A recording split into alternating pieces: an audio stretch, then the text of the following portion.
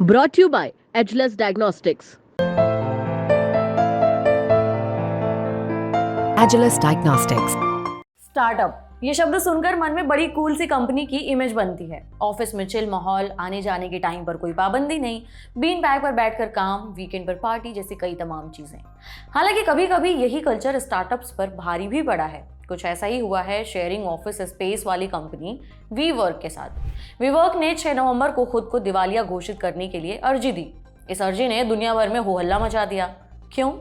क्योंकि ये वही कंपनी है जिसका वैल्यूएशन कभी 47 बिलियन डॉलर था। रुपए में कहें तो 391,416 करोड़ रुपए के आसपास था, जो अब घट करके 45 मिलियन डॉलर यानी रुपए में कहें तो 374 करोड़ 69,25,000 रुपए के आसपास आ गया है।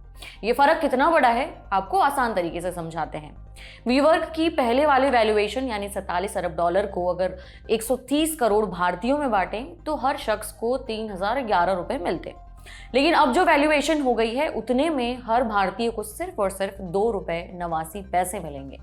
अब आप अंदाजा लगा सकते हैं कि कंपनी किस दलदल में फंस चुकी है।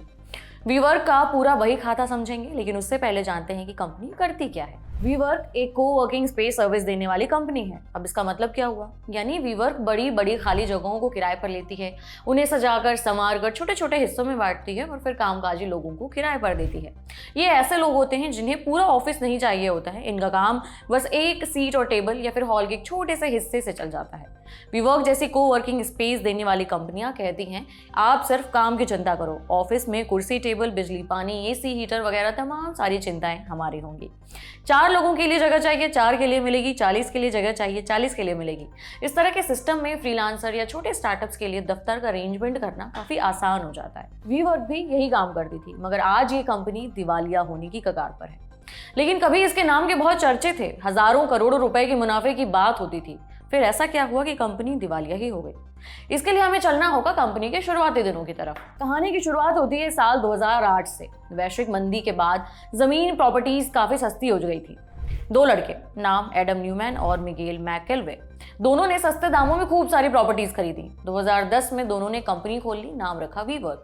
इस समय फ्रीलांसर्स स्टार्टअप्स का चलन काफी बढ़ रहा था। इन स्टार्टअप्स को ऑफिस की जरूरत थी, लेकिन वो महंगा किराया नहीं दे सकते थे। यहीं पर काम आया वीवर्क। धंधा चल पड़ा, वीवर्क को खूब अच्छा रिस्पांस मिला। रिस्पांस से कॉन्फिडेंस में इजाफा हुआ और कंपनी ने विदेशों में भी पैर जमाने शुरू कर दिए। 2010 से शुरू हुई कंपनी के 2017 में 275 दफ्तर हो चुके थे। 2019 तक कंपनी का वैल्यूएशन 1 अरब डॉलर के पार पहुंच गया, यानी कंपनी यूनिकॉर्न बन गई। रुपए में कहें तो कुछ 8,326 करोड़ रुपए। कंपनी यही नहीं रुकी, कुछ ही महीने में ये वैल्यूएशन बढ़कर 47 बिलियन डॉलर पर पहुंच गया, यानी 391,416 करोड़ रुपए के आसपास। इतना सुनकर ये हैरानी होना वाजिब है कि इतनी बड़ी कंपनी दिवालिया होने की कगार पर आखिर पहुंची कैसे? दिवालिया कैसे हुई? असलियत में ये सारी दिक्कत शुरू हुई 2019 में। कोविड के नाम के कोबरे ने फंड उठाया और बड़े बड़े बिजनेसेस को डसकर अधमरा कर दिया। बड़े बैंकों के बैंक बैलेंस खाली हो गए। वीवर्क भी इनमें से एक थी। वीवर्क के मालिकों को लगा था कि बिजनेस कई गुना तेजी से बढ़ेगा, इसलिए उसने लंबे लंबे सालों के लिए कई सारी जगहें किराए पर ले रखी थी। लेकिन कोविड की वजह से सब कुछ बंद हो गया तो उसे कस्टमर नहीं मिले। ज्यादातर एम्प्लॉइज घर से काम कर रहे थे, कई पुराने क्लाइंट्स ने मेंबरशिप नहीं ली। बैंकिंग की दुनिया के तामीरदार इसे कहते हैं खर्चा रुपया और कमाई अठन्नी। मतलब उसके खर्चे फिक्स थे लेकिन कमाई का कोई फिक्स ठिकाना नहीं। यहीं से मामला गर्त में जाना शुरू हुआ। पैसे थे नहीं लेकिन कंपनी तो चलानी थी। फाउंडर्स ने सोचा कि अच्छा खासा वैल्यूएशन है तो क्यों ना शेयर मार्केट में लिस्टिंग करा के आम लोगों से पैसा जुटा लें, अच्छे खासे पैसे मिल जाएंगे। तय हुआ कि आईपीओ लाया जाएगा। अगस्त 2019 में आईपीओ की अर्जी दी गई। हमेशा की तरह बिजनेस जमात के पत्रकार जानकारों ने जांच पड़ताल शुरू की तो वीवर्क के साथ साथ उसके फाउंडर का भी एक अलग ही रंग सामने निकल करके आया। पता चला कि फाउंडर न्यूमैन कंपनी के पैसों को अपने फायदे के लिए इस्तेमाल कर रहे हैं। कई बड़े बड़े पदों पर अपने ही घर के लोगों को लगा रखा है। कंपनी के पैसों से 525 करोड़ रुपए का प्राइवेट जेट खरीदा, जिसकी कोई जरूरत ही नहीं थी। खरीदा तो खरीदा, उसका इस्तेमाल अपनी छुट्टियों में घूमने के लिए कर रहे थे। अपनी ही प्रॉपर्टी को अपनी कंपनी को किराए पर देकर उससे पैसे कमाने का आरोप भी सामने आया। न्यूमैन ने नाम मात्र के ब्याज पर कंपनी से बड़े बड़े अमाउंट के लोन उठा रखे थे। बिजनेस इनसाइडर की खबर बताती है कि उन्होंने 58 लाख रुपए से ज्यादा का लोन उठाया था, जिसे लौटा भी दिया। इतना ही नहीं, वीवर्क में वी शब्द का ट्रेडमार्क पहले खुद न्यूमैन के पास था। उसे इस शब्द के इस्तेमाल के एवज में अपनी ही कंपनी से 49 करोड़ 12 लाख रुपए ऐंठ लिए। जब मामला भड़का तो न्यूमैन की इतनी किरकिरी हुई कि उन्हें ये पैसे वापस लौटाने पड़े। इन नेगेटिव खबरों के बाद शुरू हुआ निवेशकों का पलायन। जिन्होंने वीवर्क में निवेश किया था उन्होंने पल्ला झाड़ना शुरू कर दिया। कंपनी की हालत ऐसी हुई कि आईपीओ कैंसिल करना पड़ा। इसके बाद वैल्यूएशन भी आधा हो गया। कंपनी की वैल्यूएशन घटने का मतलब होता है कि जिसने उसमें पैसे लगाए हैं उसका रिटर्न भी कम होना तय है। यही निवेशकों के साथ भी हुआ, खासकर सॉफ्ट बैंक जो वीवर्क का सबसे बड़ा इन्वेस्टर हुआ करता था, उसे सबसे बड़ा घाटा हुआ। सॉफ्ट बैंक के 83,254 करोड़ रुपए थे। अब उसके पास दो ही विकल्प थे, या तो वो वीवर्क को डूबने दे और अपनी पूरी की पूरी रकम भूल जाए, या फिर एक बार और पैसे डालकर उसमें दोबारा जान भरने की कोशिश करे। सॉफ्ट बैंक ने दूसरा रास्ता चुना। 31 मार्च 2020 को सॉफ्ट बैंक ने वीवर्क का वैल्यूएशन घटाकर 24,143 करोड़ रुपए पर फिक्स किया और वीवर्क को एक नए सिरे से चलाने की कोशिश की। हालांकि इसके लिए उन्होंने एक शर्त रखी। शर्त ये कि न्यूमैन को सीईओ के पद से इस्तीफा देना होगा। न्यूमैन को जाना पड़ा। इसके बाद सॉफ्ट बैंक ने न्यूमैन की वीवर्क में हिस्सेदारी खरीद ली। क्या इस कवायद से कोई फर्क पड़ा? जवाब है नहीं। एक के बाद एक वीवर्क के दफ्तर बंद होते गए, लोगों को निकाला जाने लगा। 2021 आया तो कंपनी को लगा अब दिन सुधरेंगे। दिन कुछ बदले, लेकिन इतने नहीं कि कंपनी की गाड़ी वापस पटरी पर आ जाए। इसके बावजूद अक्टूबर 2022 को वीवर्क को शेयर मार्केट में लिस्ट कराने की एक और कोशिश हुई। जो कंपनी कभी $47 बिलियन यानी 391,416 करोड़ रुपए के वैल्यूएशन पर इतरा रही थी, वो 5 गुना से भी कम वैल्यूएशन पर लिस्ट हुई। पहले ही दिन इसके शेयर 13.5% बढ़कर करीबन $12 के भाव पर बंद हुए। आने वाले दिन बुरी खबर लेकर आए। 98% खर्चा कम करने के बाद भी 2020 में कंपनी को अरबों खरबों का घाटा हुआ। मैनेजमेंट ने वादा किया कि 2021 की दूसरी छमाही आते आते वो रेवेन्यू बढ़ाने की कोशिश करेगी, लेकिन एक बार फिर से निराशा ही हाथ लगी।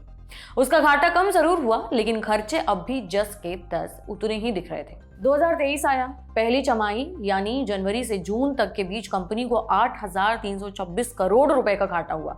इसके बाद लगभग पक्का हो चुका था कि कंपनी के दिन पूरे हो गए हैं। आखिरकार कंपनी के मौजूदा सीईओ डेविड टोली ने अगस्त 2023 में पहली बार खुलकर कहा कि कंपनी डूब सकती है। कंपनी ने दिवालिया होने से बचने के लिए कुछ इंतजाम किए जो नाकाफी साबित हुए। 31 अक्टूबर के आसपास कर्ज देने वालों से ब्याज चुकाने के लिए 7 दिनों का समय मांगा गया, मगर कुछ हलबल नहीं निकला।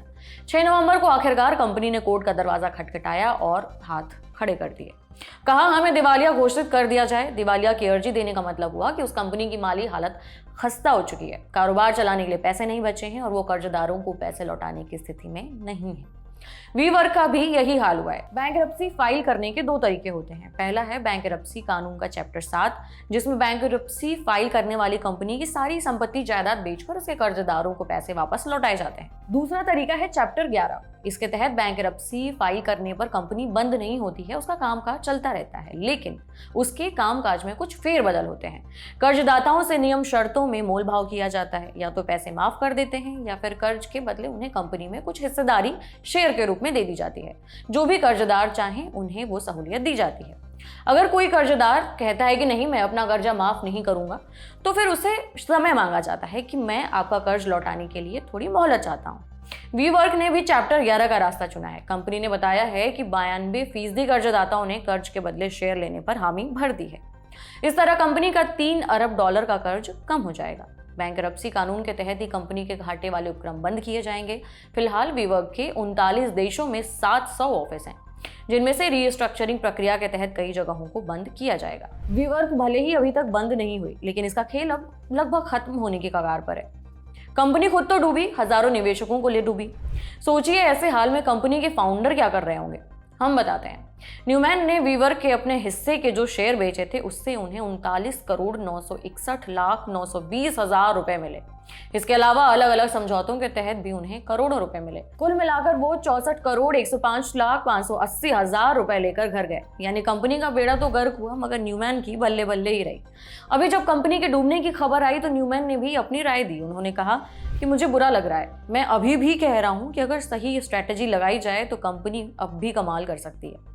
चलते चलते अब आपको वीवर्क के इंडिया बिजनेस के बारे में भी बता देते हैं। भारत के बेंगलोर और गुड़गांव जैसे शहरों में वीवर्क के ऑफिसेज हैं। दिवालिया घोषित होने के बाद क्या ये दफ्तर बंद हो जाएंगे? जवाब है नहीं। दरअसल वीवर्क की अमेरिकी कंपनी की वीवर्क इंडिया में 27% हिस्सेदारी है। ज्यादातर हिस्सेदारी भारत की ही real estate company Embassy Group के पास है। अमेरिकी और बाहरी देशों में कंपनी का जो भी हाल रहा हो, लेकिन वीवर्क की भारतीय इकाई 2021-22 में प्रॉफिटेबल हो गई थी। अमेरिका में जो भी फेरबदल होंगे उसका भारतीय इकाई पर कोई असर नहीं होगा। वीवर्क इंडिया वित्त वर्ष 2024 में 1800 करोड़ रुपए रेवेन्यू का टारगेट लेकर चल रही है। कंपनी इंडिया में वीवर्क के नाम का इस्तेमाल करना जारी रखेगी। ये थी वीवर्क से जुड़ी हुई सारी ABCD। कैसी लगी आपको ये जानकारी हमें जरूर बताएं कमेंट बॉक्स में, और देखते रहें द लल्लन टॉप। शुक्रिया। जिंदगी 365 दिन बहुत बिजी रहने वाली है, लेकिन लल्लन टॉप अड्डा सिर्फ 3 दिन रहने वाला है, 24, 25 और 26 नवंबर 2023। पहुंचिए दिल्ली के मेजर ध्यानचंद नेशनल स्टेडियम में। एंट्री फ्री है, सिर्फ आपको लल्लन टॉप की ऐप या वेबसाइट पर एक बैनर पर क्लिक करके रजिस्ट्रेशन कराना होगा।